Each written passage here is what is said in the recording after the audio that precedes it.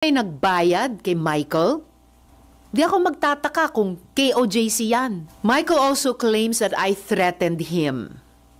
Yet, on June 22 and 23, 2025, just this month, just last week. Senator Risa Hontiveros handa na umanong makipagtulungan sa NBI upang mahuli ang mga taong may pakana sa video na inilabas ni Mikel.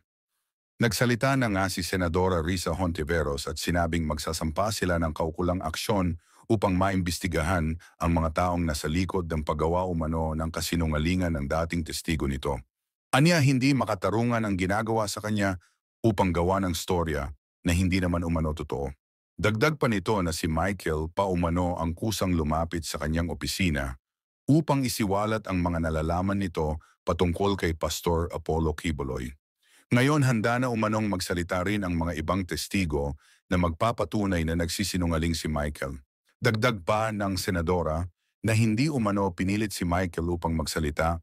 Sa katunayan si Michael pa umano ang naghabol sa kanyang opisina upang ipahayag ang kanyang panig. Hindi rin daw natatakot si Senadora Risa Hontiveros dahil sa mga hawak nitong ebidensya na magdidiin sa mga kasinungalingan na ginagawa ni Michael sa kanya. Hindi rin umano totoo na binayaran niya si Michael ng mahigit 1 milyong piso upang magsalita. At lalong hindi daw kapanipaniwala ang mga pahayag nito dahil wala raw kondo si Senadora Risa Hontiveros. Ating panoorin ang buong pahayag ni Senadora Risa Hontiveros. Revealed. Some of my staff have also had to exercise extra precaution for themselves and their families. Make no mistake, this isn't just an attack on my office. This is an attack on truth-telling. Kaya hindi natin hahayaan na takutin nila ang mga witnesses at sindakin nila ang Senado. Kaya sa mga nasa likod ng video na ito, you have crossed a line. Sobra na kayo.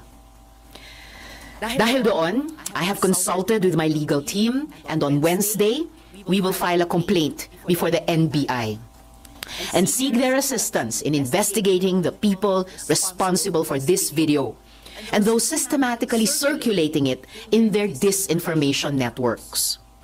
This is only step one, and we will take further decisive action, including the filing of criminal complaints. Para sa mga testigo at biktima at para sa Senado, maniningil kami ng hustisya. Now, last week, I promised na ilalabas namin ang mga ebidensya na patunay na nagsisinungaling siya. Si Michael ang paulit-ulit na lumapit sa aking opisina. Hindi siya tinakot, hindi siya pinilit. Siya ang naghabol sa amin para magpahayag ng kanyang panig. Narito ang mga resibo. Noong December 14, 2023, he emailed my office.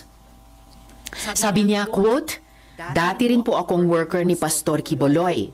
Tumiwalag dahil sa pang-aabuso at pananakit. Ngayon lang nagkaroon ng lakas ng loob dahil na rin sa takot.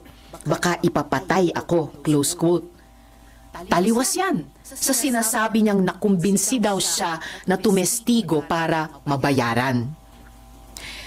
Because we take some time to vet emails, nung pakiramdam niya ay hindi siya pinapansin, he messaged us 2 more times noong December 15, 2023 at January 28, 2024.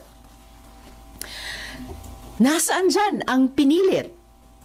Muli, siya ang una at paulit-ulit na lumapit. He freely and voluntarily offered his testimony and assistance.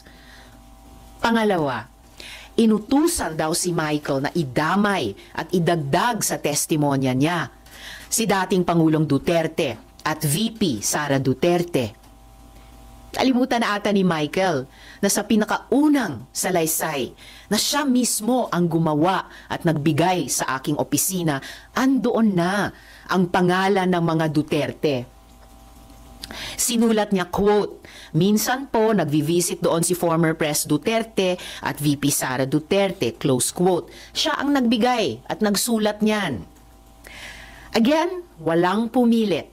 Siya ang nagkusang loob. No one paid him. No one coerced him. I cannot stress this enough. In fact, on February 7, 2024, he was the one who asked us for money. Quote, I just want to ask if her office give a financial assistant. I want to buy a new laptop. Close quote. Malinaw ang sagot namin sa kanya. Our office has a strict policy of not providing financial assistance to potential witness and witnesses. He knew that. And yet now, on video, he claims we gave him 1 million pesos. That is a lie. And he knows it. Pati sa detalye ng tinulugan, ang sinungaling niya. Wala akong kondominium na pagmamay-ari. Michael wasn't staying at one place. Inililipat siya sa iba't ibang safe house na inayos, katulong ang religious groups at civil society dahil na rin sa sinabi niyang banta sa kanyang buhay. Again, mga kasama, he was moved between safe houses because he was afraid that his life was in danger. This is our system of coordinating witness safety since the Duterte years. Kung may nagbayad kay Michael, di ako magtataka kung KOJC yan. Noong February 22, 2024, umamin si Michael sa aming opisina na kinukumbinsi daw siya ng mga kakilala sa KOJC para mag-recant o magbumawi sa hearing. Sumbong niya, quote, mag-recant daw ako para mapahiya si Senrisa, especially daw yung mga nakita ko sa mga Duterte. Bibigyan daw ako ng malaking pera, itatago daw ako, at bibigyan ng magaling na abogado, close quote. Yung inaakusa nila na pagbabayad at pagtatanim ng witness, mukhang sila ang gumagawa. So, sino talaga ang may modus? I also want to note na nag-reach out sa amin yung ilang testigo pa sa Kibuloy hearing at sinabi na handa silang patunayan na hindi sila binayaran para tumestigo. Remember that Michael is only one of 14 witnesses na hindi nga siya ang star witness. Michael also claims that I threatened him. Yet, on June 22 and 23, 2025, just this month, just last week, Michael was the one frantically messaging my staff.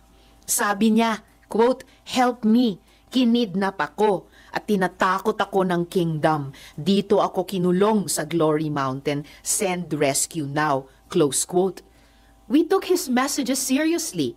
We forwarded them to the PNP in Davao for immediate action. At noong kumikilos na ang PNP, biglang lumabas ang video. Bago pa iyan, nakailang mensahe na rin si Michael na hinaharas siya ng ilang hindi kilalang individual pagkatapos ng pagdinig sa Senado.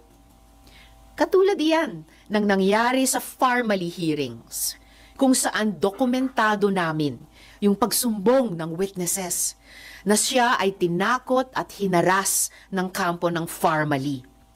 Yan ang totoong modus nila. So this is the real pattern here. After testifying in the Senate, witnesses are harassed and threatened, and then suddenly flipped. So let's call this what it is: witness tampering, fake news, psychological warfare.